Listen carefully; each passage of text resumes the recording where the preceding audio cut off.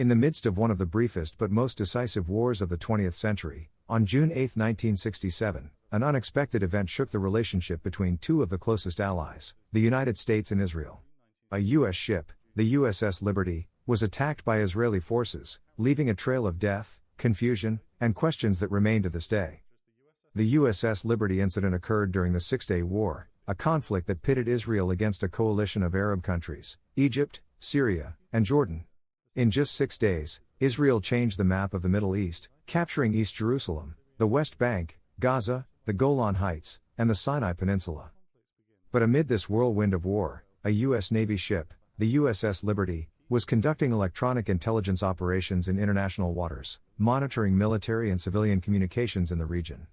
The Liberty was a reconnaissance ship, not equipped for combat, and its mission was to gather information for the U.S. government as the war raged on.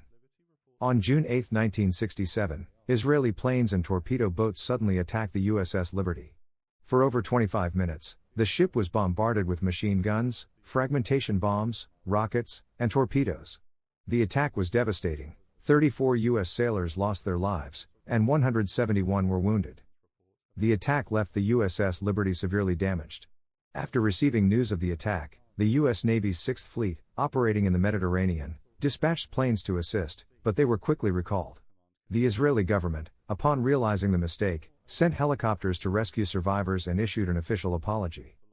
Israel claimed that it had mistaken the USS Liberty for an Egyptian warship, believing it was supporting Arab forces. Apologies came swiftly, and the Israeli government paid compensation to both the victims' families and the U.S. government. However, the official explanations did not convince everyone. How could a ship with a clearly visible U.S. flag be mistaken for an enemy vessel? Survivors of the USS Liberty and some U.S. politicians suspected that the attack was deliberate. There are those who believe that Israel attacked intentionally to prevent the U.S. from discovering sensitive strategic movements in the Sinai Peninsula. However, this theory has never been proven. Declassified documents and testimonies from officials have added more layers of doubt. In particular, questions have been raised about the speed with which the U.S. accepted Israel's apologies without a deeper investigation. Despite the attack and the loss of American lives, the relationship between the United States and Israel was not damaged in the long term. Shortly after the incident, the U.S. continued to be one of Israel's main diplomatic and military supporters in the region. Israel, in turn, became a key ally in Washington's Middle East strategy. The USS Liberty incident is an anomaly in an otherwise strong relationship.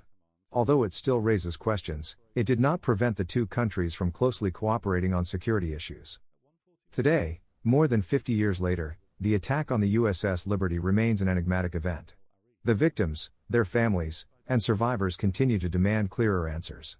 Meanwhile, the incident remains a reminder that, even among allies, the fog of war can lead to unthinkable tragedies.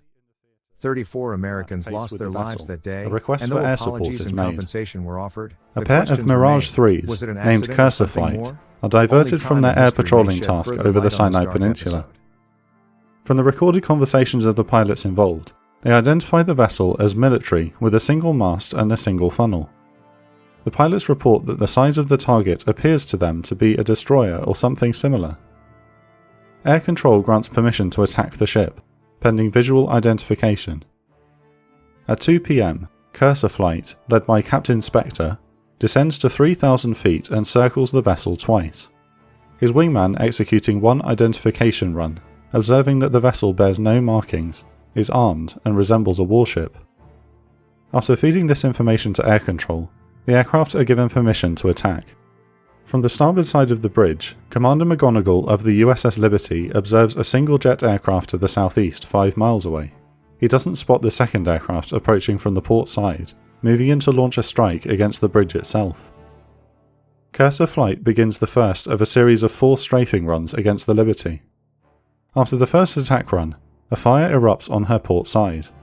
With Cursor Flight only armed with their guns, Lieutenant Colonel Kislev diverts 2 nearby Super Mystère aircraft, Royal Flight, to engage the vessel. Royal Flight's aircraft are armed with napalm, unsuitable for anti-ship warfare, but Kislev instructs his aircraft to use whatever weapons they have. As Cursor Flight completes its final strafing run, Royal Flight moves in and executes 2 bombing runs, with one of the 4 napalm strikes engulfing the vessel. During this attack, Royal Flight reports spotting markings CPR-5 on the vessel. This report is fast-tracked to Naval and Air Force commands and arouses suspicion as to the vessel's identity, noting the similarity with the markings GTR-5 spotted on the USS Liberty earlier. Kislev immediately orders his aircraft to disengage and to report the damage sustained. At 2:16 p.m, the aircraft leave. Liberty has been subjected to a 20-minute strike by Israeli aircraft, involving 4 strafing runs and 2 napalm attacks in light of numerous identification runs. The bridge and machine gun positions have been struck. 2 portside fuel tanks are alight, billowing large amounts of smoke. With the vessel now slowed by the attacks and still not actually identified as anything other than hostile, the torpedo boats of Division 914 are ordered to give chase. In a separate message, they are also ordered not to actually attack yet, given the uncertainty around the vessel's markings. The division's commander, Moshe Oren, would later claim that this second message was not received. Division 914 approaches the ship and reports that because of the smoke, visible identification of the markings is impossible. Commander Oren orders his torpedo boats to attack. The Liberty spots Division 914 approaching at a bearing of 134 and a distance of 15 miles. Oren temporarily suspends the attack after visually identifying her as a supply vessel and begins numerous attempts at communication via light flash signals. With the billowing smoke, only the vessel's bridge, mast and bow are visible, and in response to the Israelis' attempted communications, Liberty requests that Division 914 identifies itself first. At this moment, the Israeli vessel Peres reports gun flashes coming from the engulfed ship. Commander Oren reports that he can see a gun position on the bow of the vessel. What he doesn't know is that the gun flashes are not the vessel attacking him, but simply its ammunition exploding in the fire. Commander Oren and Lieutenant Senior Grade Avraham independently consult the Identification of the Enemy Ship Handbook, both separately reaching the conclusion that this is the Egyptian supply vessel El Qasir. With the Liberty now without propulsion, Division 914 begins its attack. The first torpedo boat fires at a range of 1,000 yards, followed shortly by a second torpedo from the second boat. Both of these are destined to miss. The first and second torpedo boats fire again. One of these strikes the Liberty and explodes on the ship's starboard side, and the third boat fires once and misses. Commander Oren, while repositioning his force to strike once more, is able to make out the letters GTR on the bow of the vessel they have just attacked. He immediately orders ceasefire. With some power restored, the USS Liberty limps away north to rendezvous with nearby US Navy vessels. The Israeli Fleet Operations Control Center orders Division 914 to perform another identification of the vessel. 2 helicopters are also dispatched from Ashdod. They come to hover near the ship and spot an American flag atop the ship's mast. Commander Oren also now reports that the ship was indeed American. He transmits an offer of help to the Liberty, but strangely this is soundly refused. The USS Liberty would make it heavily damaged to Malta. Much controversy surrounds the Israeli attack on the USS Liberty, and whether it was a genuine case of mistaken identity between similar-looking vessels, or if the Israelis did in fact deliberately and knowingly attack a US Navy vessel, with a cover-up by the US government. Accusations have been made that it was an Israeli false flag attack, intended to make the Americans think they had been attacked by Egyptian aircraft, and thereby provoking the US into joining Israel's war with Egypt on Israel's side. A BBC documentary even alleged that nuclear-armed US Navy aircraft had been launched to attack Cairo in response to the attack, but had been recalled. Others have suggested that the attack was intended to prevent the communications intelligence vessel from intercepting messages implicating Israeli forces in war crimes, or in the breaking of a ceasefire agreement with Syria in the Golan Heights.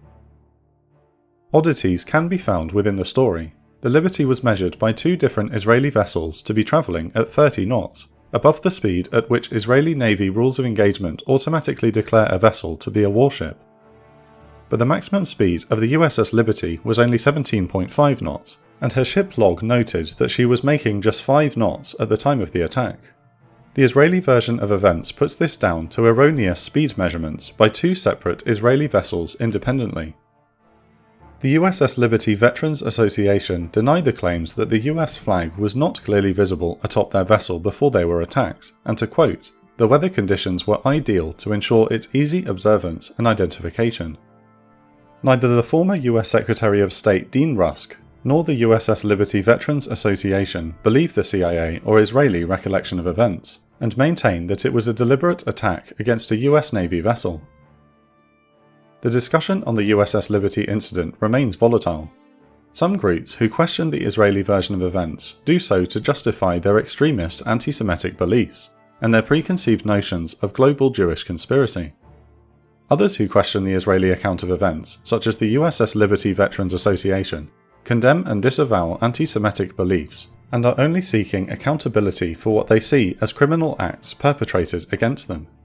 Conversely, some pro-Israeli groups seek to tarnish any viewpoint that is critical of the actions of the Israeli military that day as anti-Semitic. This channel has presented the opposing versions of events without opinion, and with that, grab some popcorn and a hard hat, and I'll see you in the comments.